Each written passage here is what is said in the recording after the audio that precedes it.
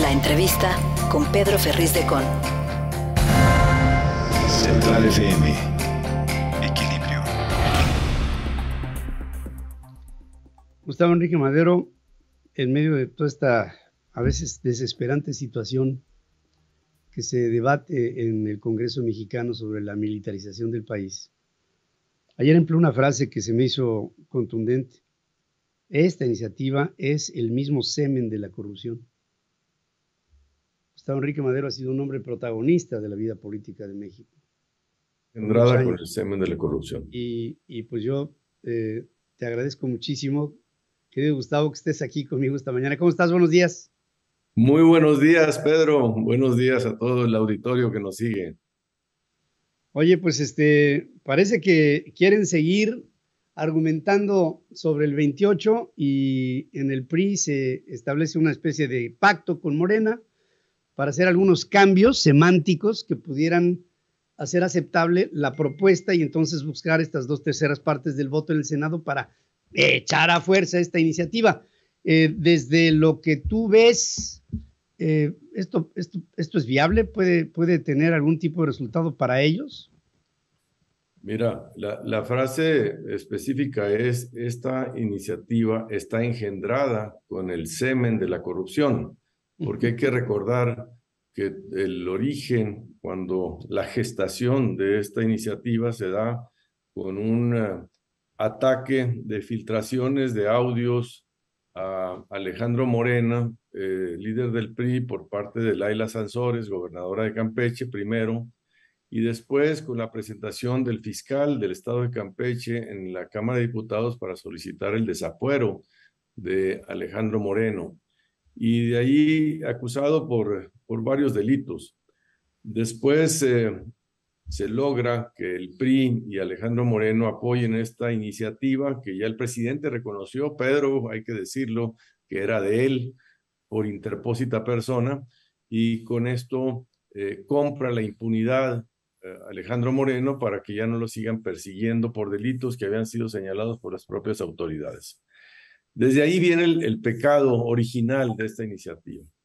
Y tiene un doble propósito: fortalecer el autoritarismo, el militarismo de este gobierno, pero también aprovechar una fractura real que existe y que detecta el Estado, el gobierno, dentro del PRI, para aprovecharse de esa fractura, dividir y debilitar y conflictuar al PRI mismo y romper la alianza en las elecciones que vengan en el 2023 y el 2024 para que Morena pueda tener garantizados sus triunfos electorales. Entonces, eso son medidas muy perversas, muy complejas, planeadas por el propio gobierno con esta visión.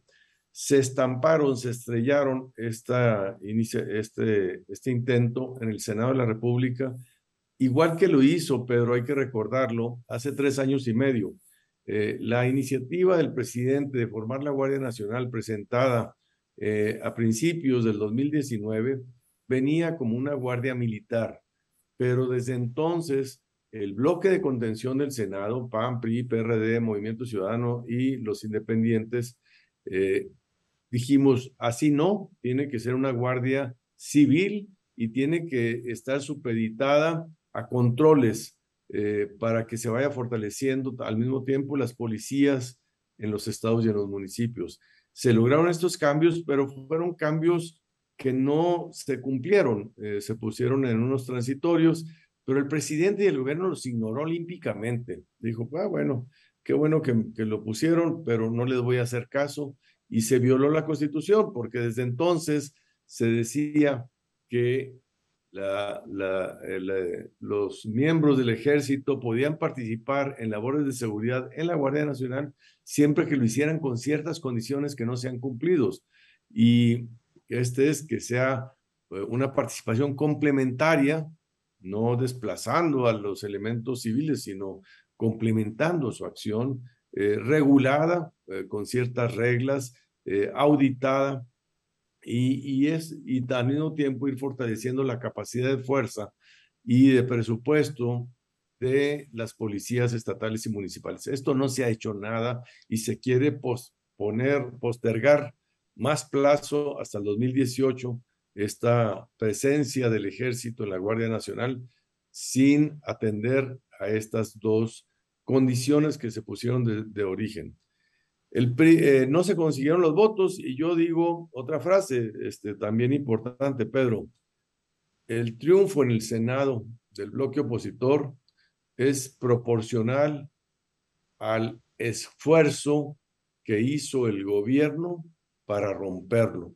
Es un esfuerzo mayúsculo que movilizó gobernadores, embajadores, al secretario de Gobernación para tratar de intimidar, de convencer, de cooptar, de ofrecer lo que quisieras a senadoras y senadores con tal de obtener sus votos. Y no los consiguieron, y ese es un triunfo que hay que destacar. ¿Qué sigue? Se abre un plazo de 10 días, según nuestros propios reglamentos y leyes en el Senado, 10 días hábiles, Pedro, que vencerán la primera semana del mes de octubre. Y para entonces puede haber de dos sopas.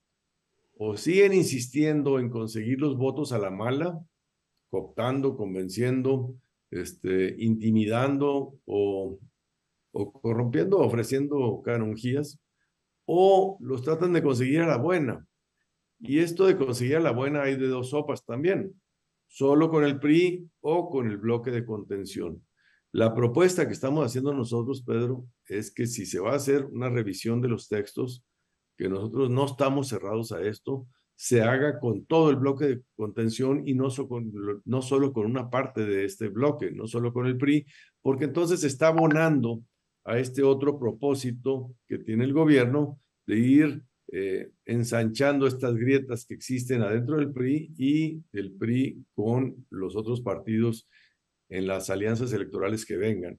Y esto es un poco la postura que estamos impulsando y que esperemos que prospere, pero pues todavía está en el lomo de un venado saber qué va a pasar esto, Pedro. Nos vamos viene la semana que entra, yo creo que a partir del martes ya podrá haber algunas noticias. Cada uno de los grupos vamos a tener nuestras propuestas y a ver si podemos hacer un consenso para ir unidos en esta revisión.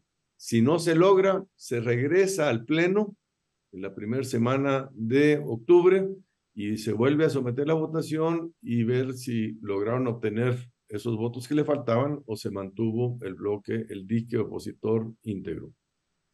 Fíjate que ayer platicaba yo en la tarde, noche en plataformas con Xochitl Gálvez. Y ella me decía, bueno, ¿y qué objetivo podríamos estar buscando en la alianza esta de Va por México? De estar aliados con uno de los elementos que el día de mañana, sin el menor recato, te puede dar una puñalada en la espalda. Dice, es mejor ir sin ellos. Y ya empiezan a escucharse voces que hablan de una fragmentación que dice Xochitl, pudiera esto representar la salida del PRI y a lo mejor podríamos con esto atraer a Movimiento Ciudadano y a grupos independientes dentro del sector del Congreso que pudiéramos estar juntos en los procesos electorales hacia lo que venga. Pero dice, el PRI ya no tiene nada que aportar, es decir, ha dado una muestra clara que por la impunidad de una sola persona cambia toda una bancada completa para defender a un señor que, Gustavo, hace 5 años ni lo conocíamos, Alejandro Moreno no sabe ni quién era este tipo. Y ahora resulta que por este hombre se pone en entredicho algo que yo no entiendo cómo todo un bloque tan experimentado como es el del PRI pone en riesgo el prestigio ante la población de lo que son concesiones y más concesiones y pues esto del primor parece que sí existe, ¿no? Y el genoma de Morena pues viene de ahí y pues yo no sé hasta qué punto valga la pena seguir luchando porque estos hombres sean congruentes. Yo no lo veo por ningún lado, no sé si tú.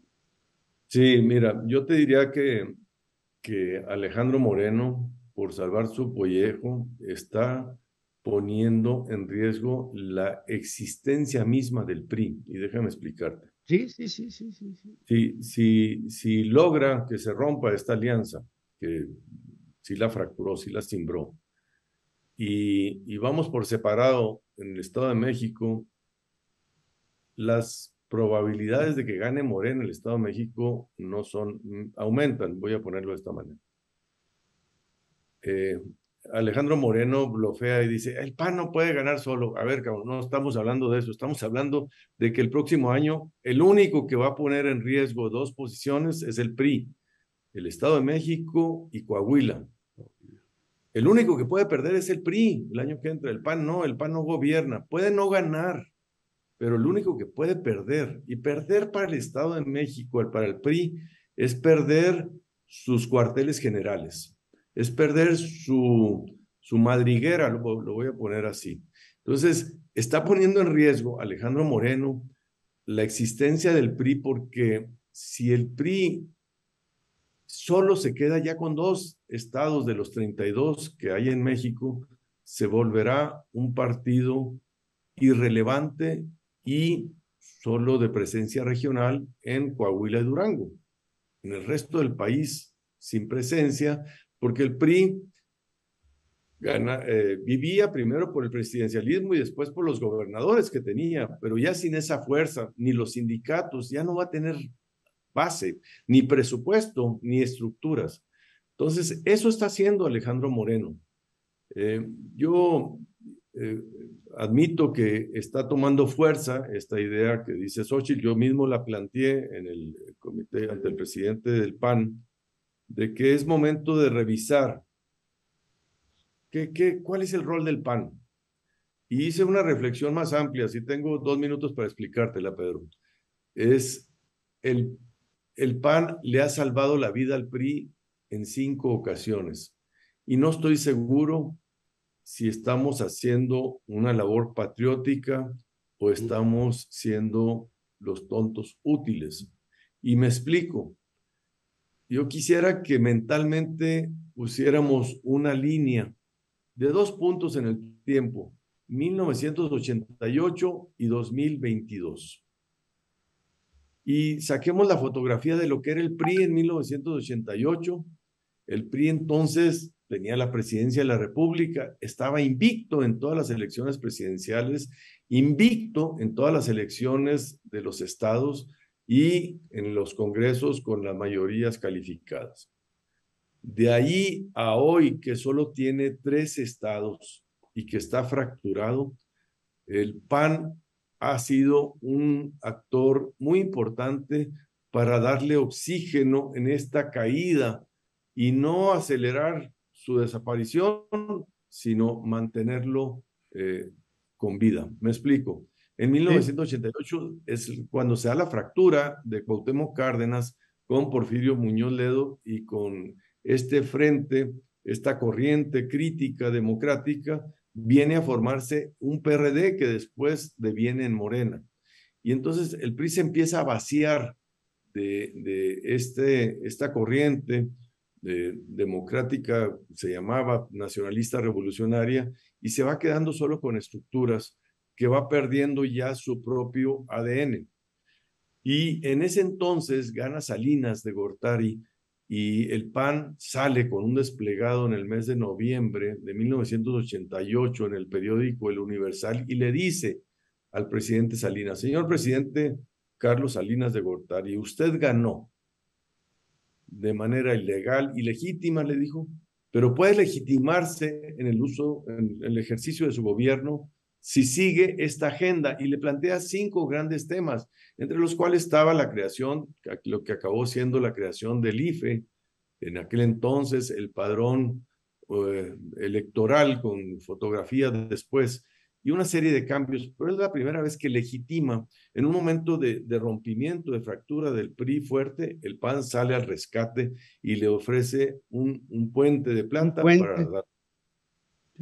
Sí, la segunda vez fue en el año 2000, cuando gana Fox, Pedro, gana Fox, y el gabinete se divide en 2 grupos, y le dicen, oye, es el momento de dar la puntilla al PRI.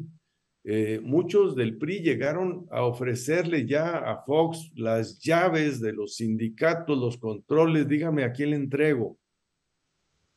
Y un grupo que se dice que estuvo encabezado por Santiago Krill, decían, hombre, hay que darle respiración artificial al PRI, hay que darle oxígeno, y para tener una transición de terciopelo, y en vez de darle la puntilla, le dieron alas, y el PRI, que pudo haber desaparecido porque era un partido fincado en un poste que era el presidencialismo, se reestructura y se rearma en los gobernadores y se crea la CONAGO. Y Fox les dice, mira, yo fui gobernador, yo sé lo que se siente, ustedes se organizan y yo les doy fuerza como gobernadores, y le toman la medida a Fox. Y esa es la segunda vez que el PAN extiende, mantiene la fuerza del PRI, que viene en caída. La tercera vez fue con Felipe Calderón Hinojosa en 2010, Pedro, cuando había elecciones en el Estado de México precisamente, y estábamos promoviendo la alianza del PAN con el PRD para promover a Encinas como nuestro candidato único y ganarle al PRI en aquel entonces. Y Felipe Calderón y su gobierno en Bucareli firman un acuerdo, Gómez Montt, Beatriz Paredes, el propio Peña Nieto, para que no vaya en alianza el PAN con el PRD a cambio de presupuesto y estabilidad política, eso así se llamaba. Fue la tercera vez y allí se pudo haber cambiado el rumbo de la historia, porque si le ganamos en 2010 al PRI, el Estado de México, Peña nunca hubiera sido presidente y no estaríamos donde estamos, Pedro. Entonces fue la tercera gran. La cuarta ocasión, pues quisiera brincármela porque yo participé, Pedro, fue en el Pacto por México, cuando gana Peña y le ofrecemos un catálogo de reformas que yo sigo sosteniendo que son buenas, pero que fueron traicionadas y corrompidas por un gobierno que acabó utilizando todo este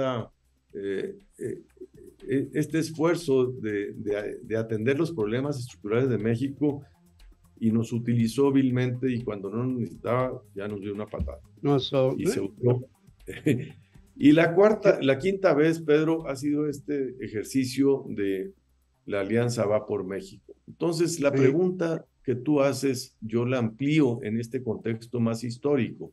¿Estamos siendo patriotas o estamos postergando la vida de un sentenciado, de un agonizante? Y en este sentido, veamos hacia el post-24. ¿Qué va a seguir? ¿Con quién se deben hacer las alianzas? Deben ser alianzas no utilitarias, sino de principios, de convicciones y con garantías de que estamos comprometidos con la lucha profunda de los mismos principios y no con un oportunismo defensivo de cómo conservar posiciones. Que esa es la sensación que se da, y en todo ello pienso que sí, tiene que haber una congruencia que va mucho más al fondo, es recuperar al país, pero recuperar el sentido de lo que es un gobierno que trabaje a favor de México y no esto que estamos viendo, que es verdaderamente una sorpresa tras otra la que se está viviendo en cadena. Veremos qué es lo que deviene de todo esto. Se me hace muy puntual esta historia que se ha hecho de las veces que se ha recuperado al PRI de su muerte técnica, pero pues esta puede ser, dicen que no hay quinto malo, en una de esas, esta es el final y ya lo veremos, querido amigo, pero por lo pronto te agradezco mucho tu presencia y lo pertinente de tus comentarios, y creo que la semana que viene otra vez será una semana clave para México. Gustavo Enrique, te mando un abrazo con mi cariño. Gracias, Pedro. En el PAN tenemos una frase, que nuestro deber es tratar de atinar qué es lo mejor para México, y tratemos de atinarlo y no equivocarnos en esta ocasión. Muchas gracias, Pedro. Buen día. Esperamos que no nos equivoquemos nadie por el bien de México. Y hablo de la sociedad mexicana y de los partidos políticos. Gustavo Enrique Madero aquí con ustedes. Sigue escuchando a Pedro Ferriz de Con. Central FM.